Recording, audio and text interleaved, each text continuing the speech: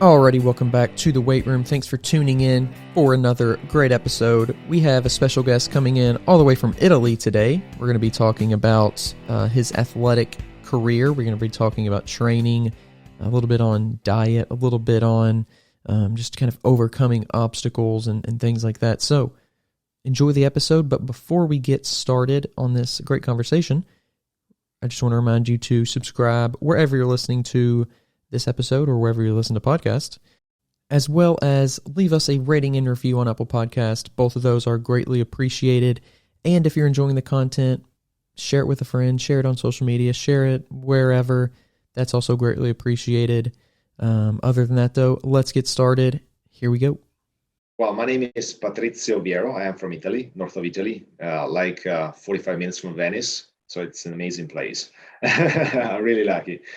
And I'm a marketing manager in a normal life, let's say, and a father and whatever, and a husband.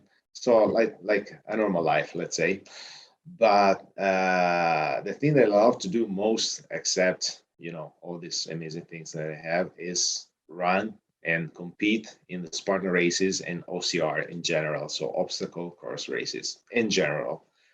I can say that I'm like a professional in the sport because, only few Americans can say that they are really professional. They live, they get a paycheck doing the sport.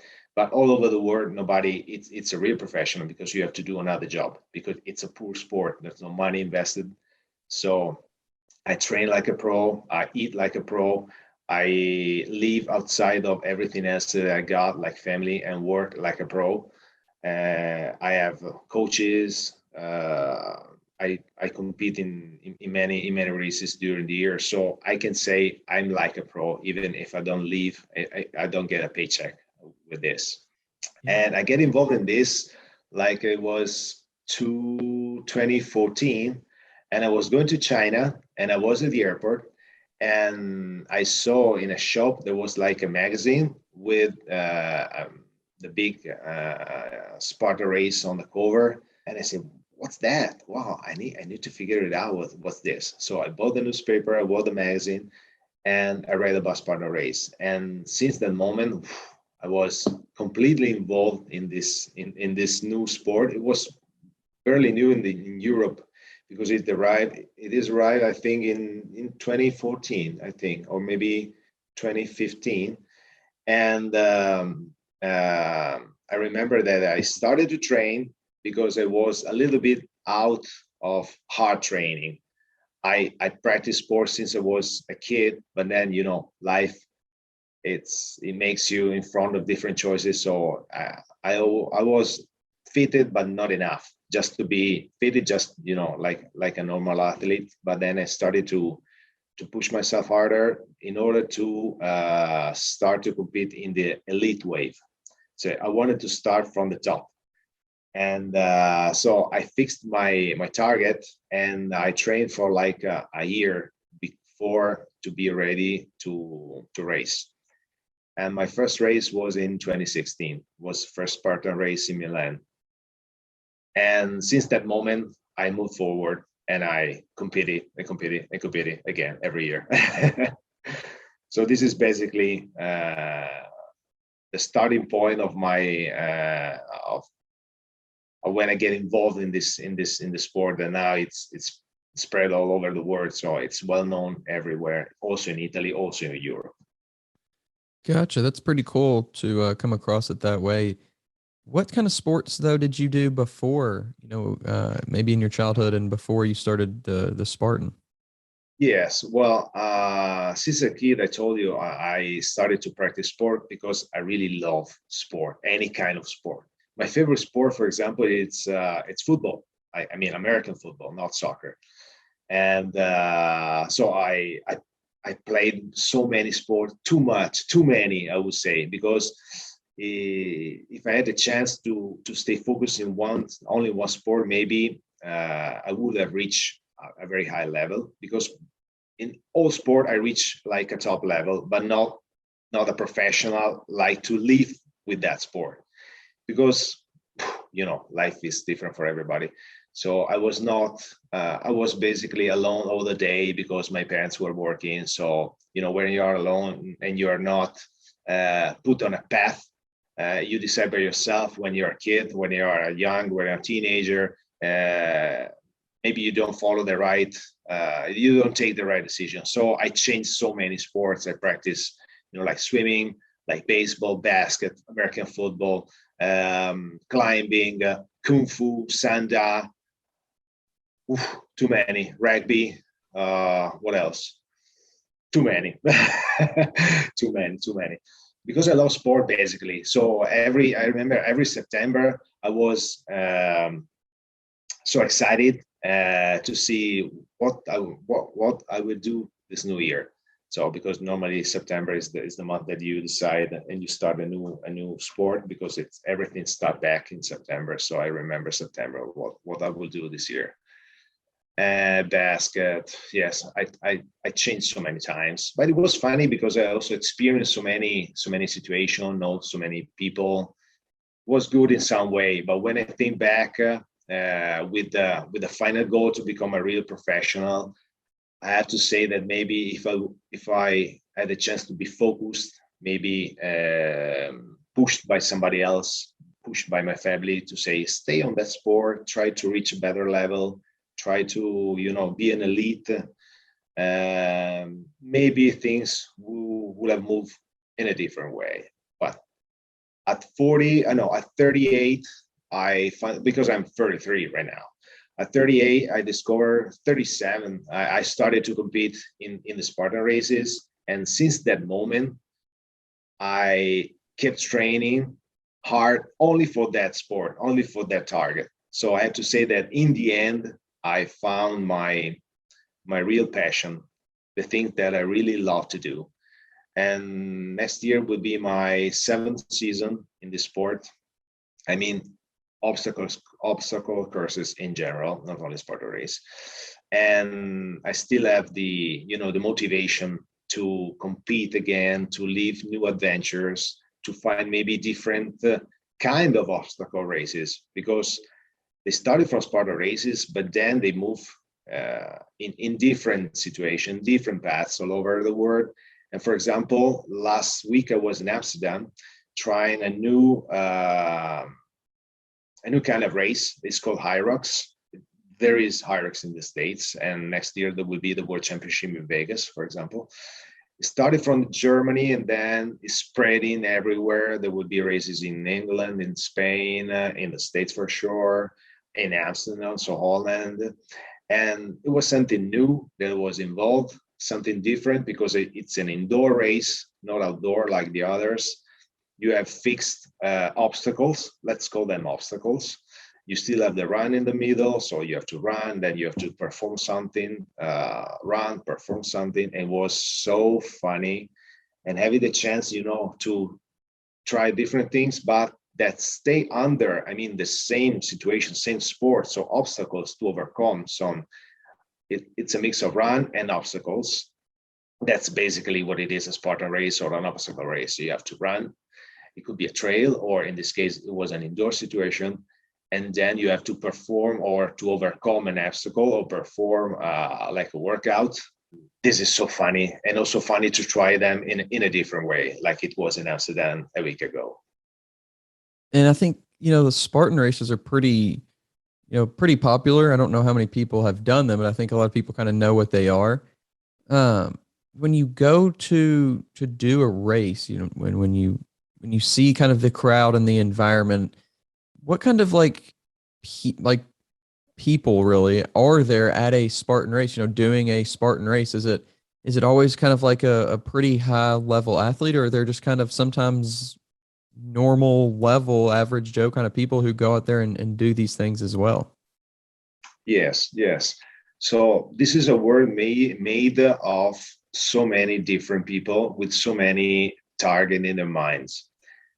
The competitive waves are just a few waves. All the other athletes are like normal people that just want to overcome their limits. And this is so good because you have your your situation where you're involved in the competition, when it's everybody, is pushing to try to win, let's say, or to try just to go up in the ranking. But then you have all the crowd and all the other guys that you cheer on when you finish your race, that are there only to have fun, only to maybe try to overcome that obstacles that they failed last time. And they stay together. They don't care to run fast or they sometimes also dress in a funny way just to stay together. That's really a good part. I like that a lot because I like to compete. I'm a very competitive guy, but I also like to stay with the people that are there just to have fun.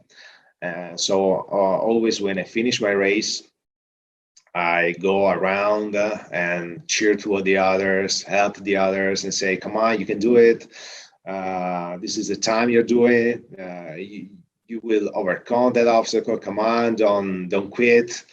And that's also a part that I like a lot, to be involved in this whole situation, because it's a party, it's a festival. Everybody's there to have fun. Also, when you compete for the ranking, of course, in that situation you're very focused. You try to push harder, but then when you're finished, it's not finished yet, because you have all the people around. Maybe sometimes I love people coming to me and asking me some advice for the training, for the how to eat well, how to prepare themselves to, or how to overcome the obstacle. Can you give me advice?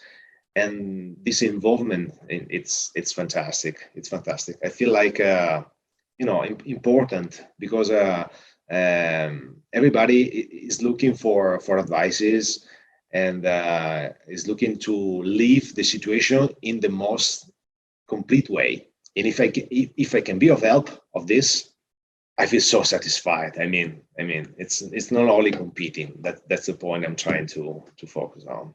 Yeah, I think it's cool to be able to have that kind of community around what you love to do.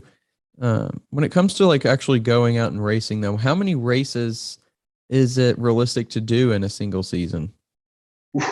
That's a good question, because every time that you see a race coming out, you say, "I want to do that," and there's another one. You say, "Oh, I want to do that also." And so it's very difficult, especially at the beginning. At the beginning, I tried to run in many races just to have an experience on them, and to know the obstacles, and to have a good background. But then it depends, of course, your target. You can run, let's say, 10 races. It could be, let's say, a number that you can manage also in terms of money, because these races are very, very expensive. They give you mud for a very high price. And so you have to manage between your expectations, so you want to do every race, and your pocket. Yeah. Because you all it. But let's say 10 races, it can be good, even if you're a pro or not. Basically, Spartan race in every country. In every country for Spartan race, you have like a series. It could be made of 5 or 6 races. So you have at least to do that races if you wanted to be in the final ranking, and if you to prove yourself where you can arrive.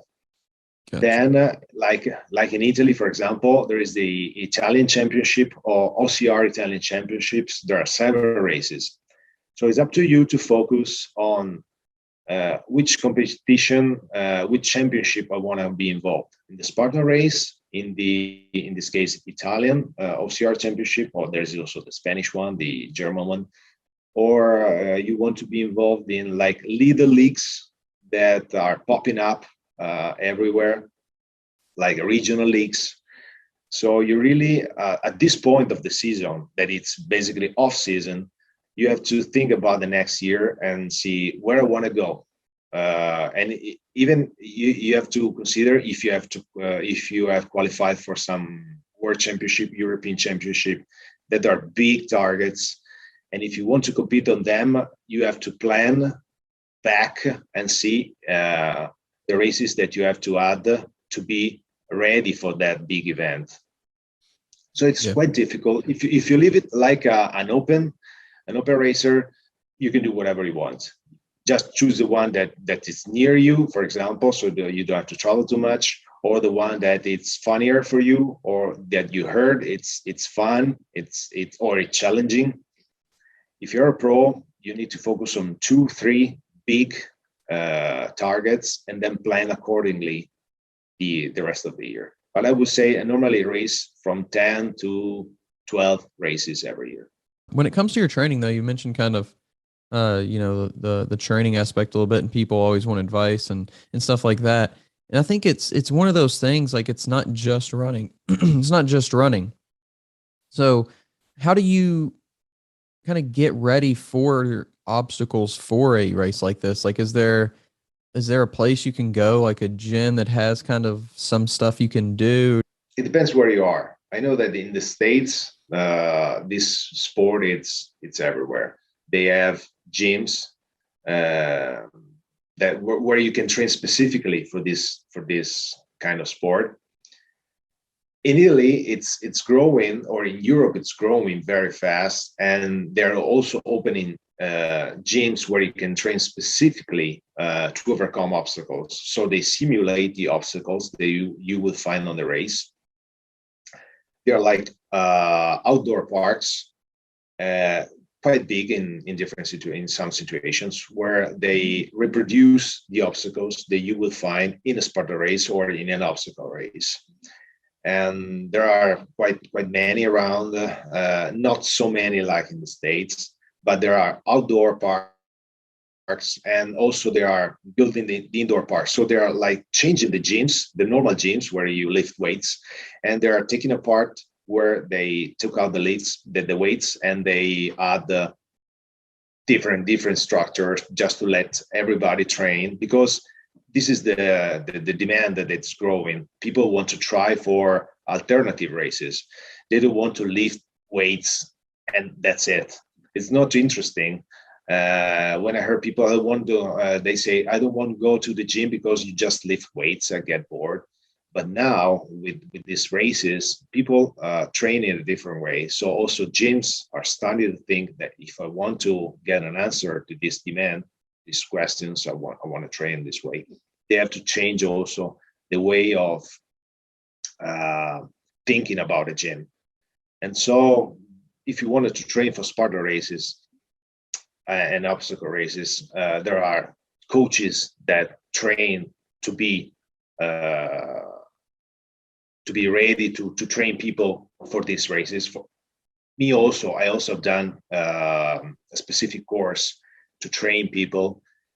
I'm not interested at the moment to train people, but the future could be different. So, and it was also important for me to understand better when a coach gave me a workout, to understand why he's giving me this workout.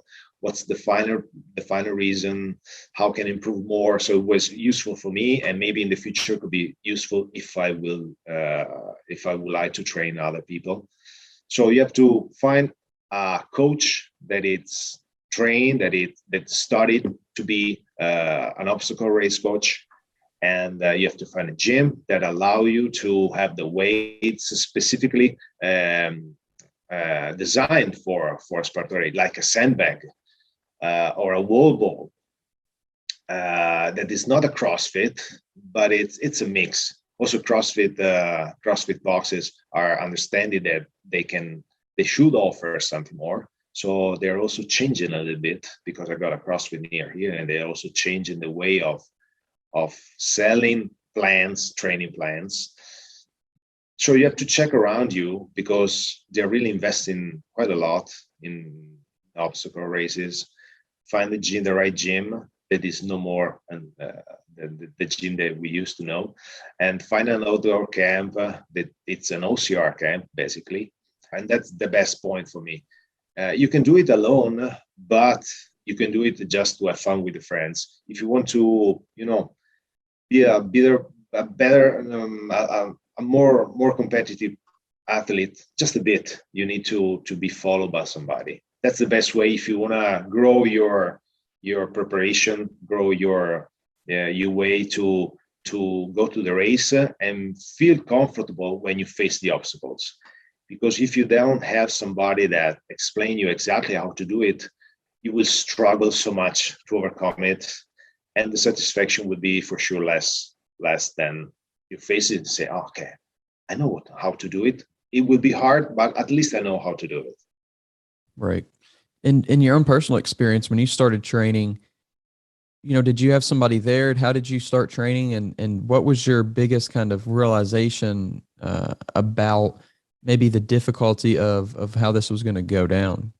Well, I remember at the beginning, I started by myself, trying to do the best, but I immediately realized it was not enough. So I found a good coach that helped me to understand how to do it. I faced so many different situations where I was not able to do something, or I was not able to do it in the right way, because you can do it maybe in some way, but you burn a lot of energy, you burn a lot of your strength that you will need it around the course. So it was hard, even if I was coming from a sport in general. It was hard to overcome this situation because it's different from what you face in a normal in a classic race, in a trail or in a triathlon, or in other situations. You don't face an obstacles that you have to, like a wall that you have to overcome, or you have to hang to something and stay there for, like a minute moving on this structure. If you know how to do it, you will burn really a lot of energy, and then you will not be able to overcome the next one, and then you will have the penalty or something worse. Maybe you will not be able to finish your race. I mean, you're talking kind of like about really efficiency and movement. And how long does it take, or how long maybe did it take you to become really efficient in each obstacle? And which obstacles are started out to be really challenging for you, and which ones are, and maybe they're the same ones, are kind of still challenging for you?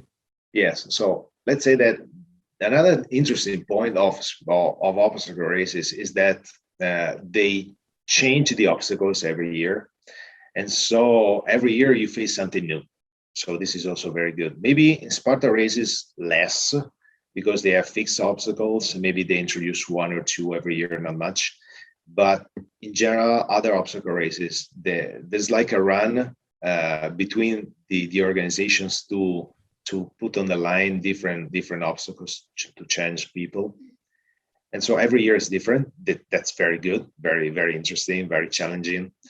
At the moment, I would say that, well, let's say in general, for the elite people, the balance obstacles are quite challenging, because you never try them. You say, okay, I can go up on a slack line, or I can go up on a wood and walk on it without falling down.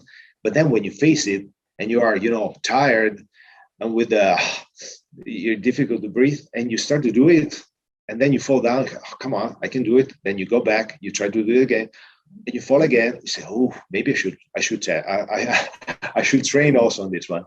So I saw many elite people falling down, many elite athletes falling down from the balance obstacles. So that's a thing that it's funny, but it could be very difficult to overcome sometimes. Then maybe at the end you do it, of course, but you waste time. But that's not for me, luckily, because I train for them.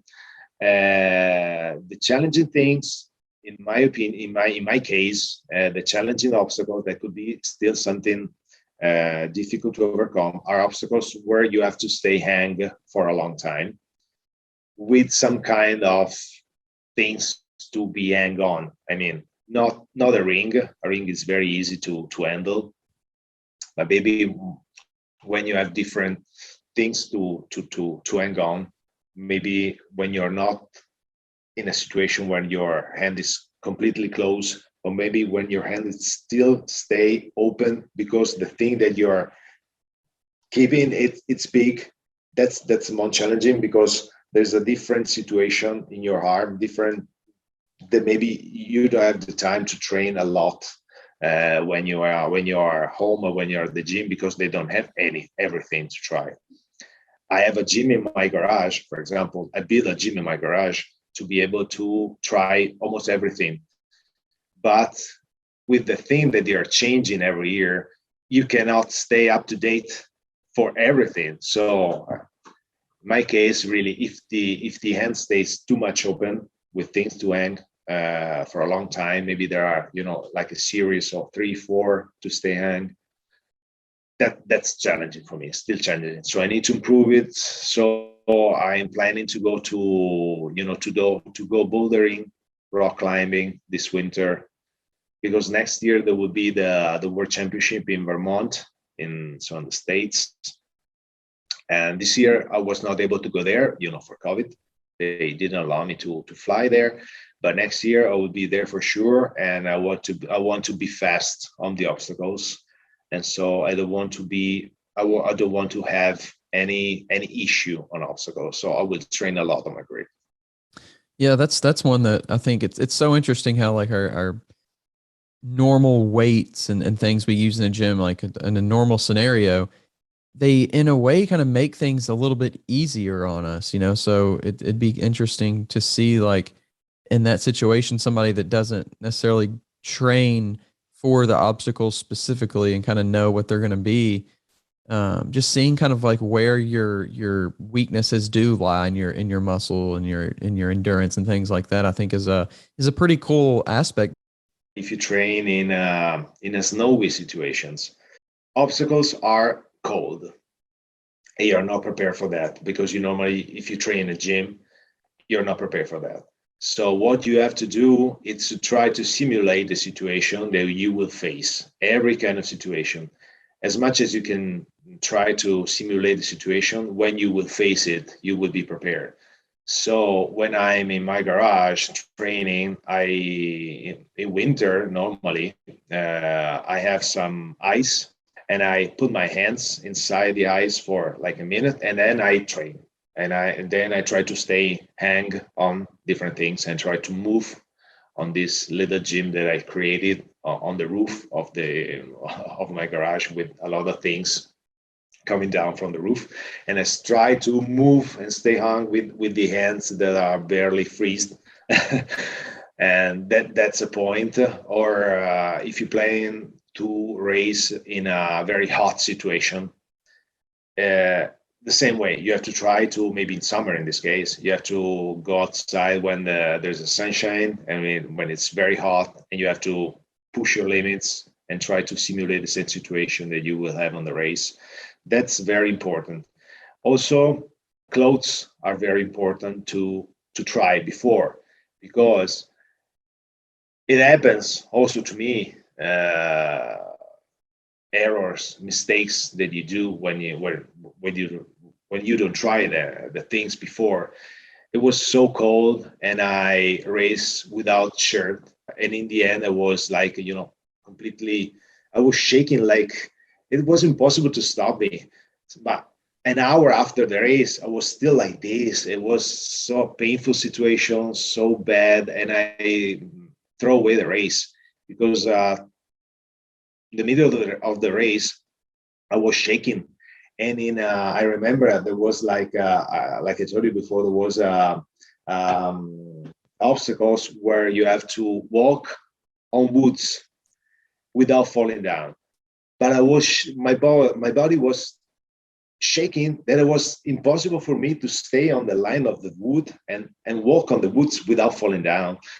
So I remember I lost so much times on that simple obstacles, because I was not prepared, because I haven't prepared the race before, even knowing that day was so cold, unexpectedly cold, because it was May, it was raining, and in the end, again, I decided to race without shirt, and it was really a mistake. So never do things that you haven't tried before, and try to test yourself, your clothes, your race, your race clothes, shoes, everything. Mind, try to, train your mind also for, in that case, was cold. before the race. Otherwise, you will lose money, time, mind. Kind of going to your first race, and we're kind of like jumping back and forth a little bit here, but kind of going to your first race, what did you expect kind of about the race versus, the reality of how the race, went down, and then afterwards, like what were your thoughts? Where you're like, okay, this is as cool as I thought it was going to be. This is as fun as I thought it was going to be. This is harder. This is easier. This is like, what were your kind of overall thoughts of your first after your first race? The first race I remember so well. I was so excited after a year of training, and I was so motivated, and I just wanted basically finish it, but also finish it well. So I pushed since the beginning too much for a sport that was so new for me.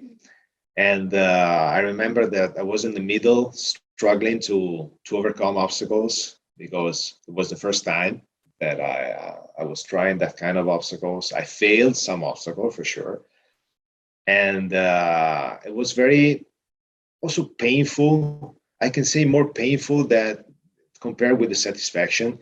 And I remember at the end there was a barbed wire that was full of mud, so long, like I don't know, 200 meters. So it was very, very long. And when I finished, and I start to roll on my side, on myself, because one technique is to roll, but I don't like too much to roll. I have to say because my mind start to, I don't know, go somewhere. I mean, if I start to roll like in a roller coaster, I really, really lose my mind. And when I finished these 200 meters, luckily, the end was just another 100 meter of run away because it was completely, completely off. And so when I finished, I fell down, and my wife told me, "Are you okay? Should I call the ambulance?" Because I was really out of mind, out of myself. I was completely done, and I say no more. I remember saying no more, no more. This was the first one. I did it. Okay, I did it. I expected to did it. I did it. I finished. I don't care in the ranking. I don't care.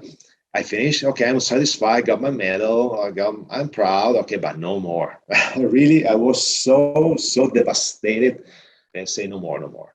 Then, like a month after, everything changed, and I started to think the next one. I started to say maybe I can do better, maybe don't roll next time under the barbed wire, and things could be difficult, could be different. And yes, it was. Luckily the second one was much better. And but I remember the first one was so devastating, so devastating. I'm not the only one to say this. I know many other athletes that after the first one say, "Oh, no more, no more, that's not for me." But then adrenaline, or uh, it's so involving that when you finish one, you start to think about the next one. Just when you finish, you say, maybe no, maybe not another one, maybe no, maybe no. I had a similar experience with the marathon, and I was really excited to do it, and I didn't train nearly long enough for it, but I did it anyway, and I got to the end, and I was like, I'm glad I did it, and because there's points where I was just like, you know, I don't know if I can make it through. Maybe I should just give up. I've made it 20 miles, maybe that's enough. But then you keep pushing through, and I get to the end, and it's like I'm really glad I actually finished this thing, but I don't ever want to run again. And that was like two years ago, I think. Yeah, 2 years ago. And I just got to the point, and 2 years later, to where I'm thinking about it again and doing it again. But yeah, it's so funny. It's like never again, never again. And you're just sitting there, and you know they tell you, like, after some kind of like races and stuff like that, don't sit down. You kind of keep your body moving a little bit, but none of that was working for me. I was like, I just got to sit down. I can't I can't move another Yes. inch. But yeah, it is interesting how you just like in the moment, it's a completely like you're shut off, and you're turned off to ever doing anything like that again. You put yourself through all this pain and mental anguish and things like that, and then so for some reason, our bodies and our brains just like forget that, and they only remember the good parts about it, and it makes us want to go back and do it again. Yes, yes, correct. Like this, yes. So how long did you stop training for a while after that first race? Did you stop and then pick it back up for the next race? Like what point did you or did you like ever the actual training aspect stop training for it? But basically, you never stop training. I mean, after the race, you have like 1 day off, basically. Two, if it was very difficult or long or whatever, challenging. But then you start again because otherwise you lose the momentum. I mean, you lose your shape, I can say. You lose also the focus. Like when you eat something, in my case, if I start to eat like cakes, I don't stop. So I don't have to begin. If I begin to not training, it's easy that you say, well, not today. No, today is raining. Not today is cold, and then days pass away. So even if you still have a bit of pain in your legs or in your arms, you have to start to train again, like more or less immediately. I can say 1 or 2 days off, but then you have to train. Different when it is off season. In that case, like in my case right now, I have 2 weeks completely off because I really need to forget everything, forget to eat well, forget to sleep well, and to train like almost every day. But then after these 2 weeks completely off, you have to start slowly maybe to get back to shape. But during season, considering also that sometimes you have a race, not every week, but more or less, you have to stay very motivated, very focused. You don't have to leave everything on the ground, and you have to start to train basically immediately. That's also important to have a coach because also a coach pushed you to get back on track. And I think so many people don't realize the importance of that. You know, even if you know how to train, if you know all those things, like just the mental aspect of having somebody there is so important. And I think a lot of people get in, whether it be sports or just fitness in general, they get into it and they, Google it and they YouTube it and then they go to social media and find information, but they don't have that person there to keep them going. I think that's the hardest part about anything isn't necessarily the information side of it because that's so abundant, but just the mental side. Yes, let's say that you can have also a group of people, group of friends that have the same target. So you can everybody can push them, you can push themselves or can push the others. And that's another point that you can have like a motivation. I know a lot of groups of people that motivate themselves, one each other to train. Of course, if you have a coach, there's like a more connection that it's intimate connection. I mean, they understand you, they know you, they follow you, they follow all of your steps, so they can also give you advices. If it is good to stop, maybe for a one more day, because you would like to back on track immediately, but they say maybe it's better if you stop another day because I saw your times, you're not running well. You have to share as much things as possible so they can help you to understand if you are recovering well. Because sometimes as an athlete, you would like to start immediately and push harder and harder, but that's another risk of failing because you don't realize that you're pushing too much. So group of people, coach, not be alone. That's the best part. So being alone in general, I have to say, but specifically in sport, especially in sport, is not a positive way to live this, to live it. Because sport is also community, is also experience, is also stay with the others. So yes, many times I try by myself because I have specific training to do, but I have a strict connection with my coach because I have to tell them how it's going because I got two coaches. Then maybe I can explain why they follow you in all the aspects, so they can give you the right motivation when you haven't.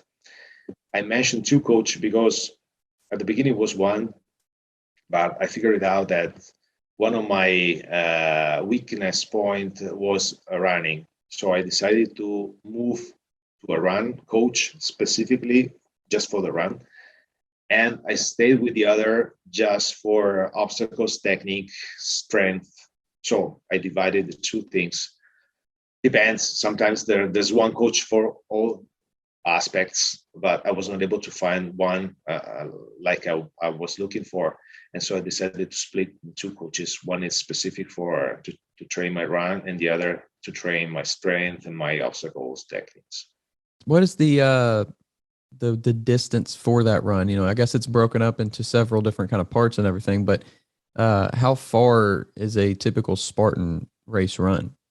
Okay, you can have different lengths of run. You can have the sprint that it's 5K, the super that it's 10K, and the beast that is 21K. Now they are standardized. At the beginning, they were used to say 5+ kilometers. So could be 5 to 10. It was too much, you know, for an athlete. You arrive around 5 and say, okay, it could be 6, but if they are 8 or 10, your mind is freaking out because you were prepared to finish the race 5 kilometers back. And so they understood that it was impossible to manage for an athlete. And also they are looking at the Olympics. And if you're looking at the Olympic sport, you need to have rules that are always the same. You cannot say 5+ and then are 10. That's not possible.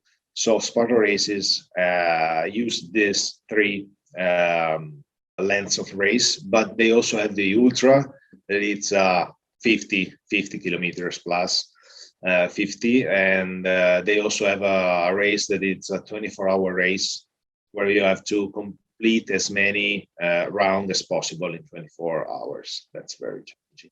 Wow. That's the Sparta race word. It's the most known word. I mean, it's the most known obstacle race all over the world, because they are from South Africa to Hawaii to Australia. They are everywhere. Then, if we speak about obstacle races in general, you don't have like a specific distance. They can go from 8, typically 8, 10. It's the average, but then it's different in every case. Gotcha.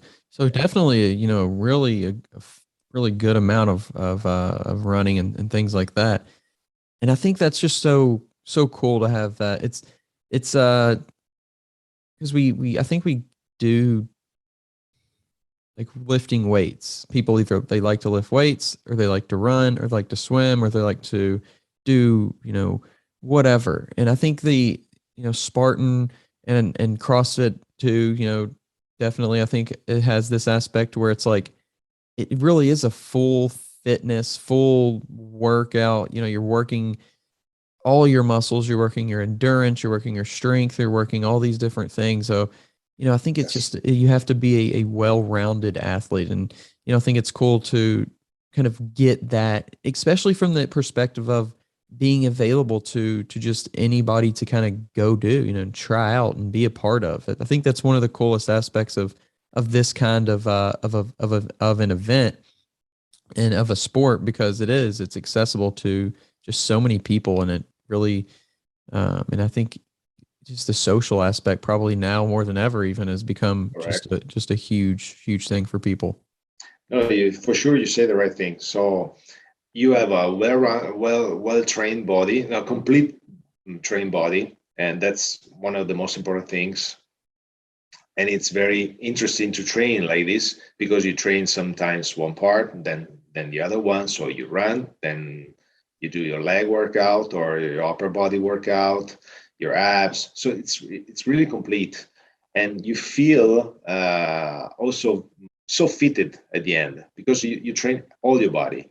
So you also have a good sensation. I mean, a good feeling of being healthy, and when you overcome an obstacles, you feel able to do things that others don't do, and you feel comfortable that if you will face a challenge in your normal life, in your real life, you will be able to face it and to overcome it. So really, that gives you a sense of, I can do whatever I want. I have the power, let's say, to overcome everything, also in real life, not also in the race. The race is just a way. It's just one situation. But then when you even at work, you face something difficult, you are used to face difficult things and to overcome it. And that's really fantastic, because it's also sport that it transfer also to your life. And the other aspect of social stay together, like there are many groups, as I told you, that stay together and they decided to race, and then together they overcome the obstacles, they push themselves, they cheer themselves, everybody want to each other's. That's really another thing that helped spread this kind of sport, because it's a community of people. One help each other in some way, one cheer each other in some way, so you feel very part of, like a family. They call Spartan Family, for example, because really you feel like you are part of something bigger. And it's very good. It's very good. Like I told you before, you're not alone, so it's not always good to be alone, like to train alone and whatever. So I have to, for example, because I have a work, a family, whatever. So I train in, like, in night, at night, or very early in the morning, because I have no other time. But if I have the chance to work out with other teammates, that would be fantastic. So I understand why people get involved, because you have other people that, like you, maybe have some fear, and together you overcome your fears, your limits. It's so satisfying at the end. You feel very comfortable with yourself, proud of yourself. Yeah, I think that's one aspect people don't really think about when it comes to sports and health and fitness. Like, the confidence that you gain is so transferable to any aspect of your life. And I think you learn stuff about yourself when you overcome these challenges and obstacles. And it really is, it's a metaphor for life. You know, a Spartan race kind of is a metaphor for life. You know, you have to overcome obstacles, you have to be able to endure, and you have to, and you got to finish. So what have you learned about Yeah. yourself throughout, your career in this sport? Like I said, I think there's so many life lessons that are transferable. The most important thing that I learned is that I can do whatever I want. Um, I had so many fears. I had so many downs in my life, like everybody, I think. But mm, not you get up or recover, not always on the right way, because something remains in yourself. Why I did that? Why I was not able to do that? Train like this and be able to do so many things that other people don't do or don't want to face, even, give me so much confidence in myself, and let me understand that really, if you fall down, you can get up, but get up with something more in your background. Not just get up because you have to, but you get up with something more that will help you the next step. And this was very, very important for me. I have the chance, to keep something with me from the experience, from the bad experience that I faced, and take it to the next level, take it to the next situation. That helped me a lot.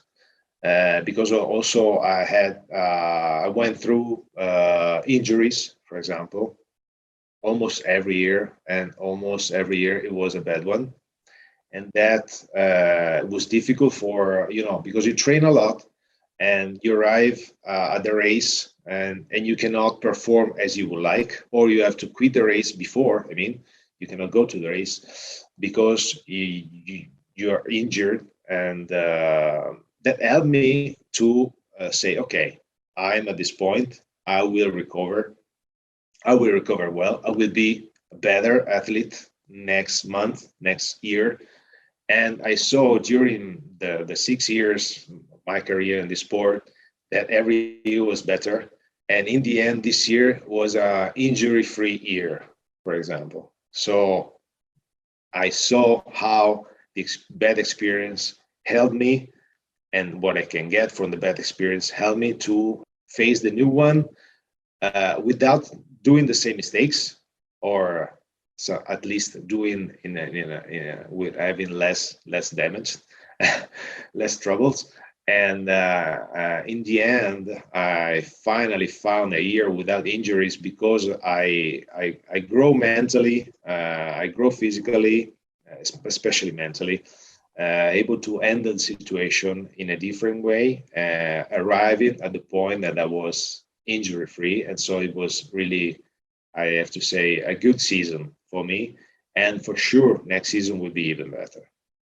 Well, definitely, we're looking forward to keeping up with what you're doing, and wish you a lot of luck out there, and staying healthy and staying injury free, and just continuing to get better. And I think you mentioned getting better mentally. That's such a big aspect, and uh, you know, it's something that I think people don't associate with athletics a lot is the mental side of it. They just think, okay, you kind of turn the switch on and you go perform physically, and then you turn it off, and then you turn it back on when you need to. But it really is, it's a mental battle, and whatever we do, I think just becoming mentally stronger, mentally tougher, and just mentally, changing really our attitudes towards the way that we do overcome and deal with the world.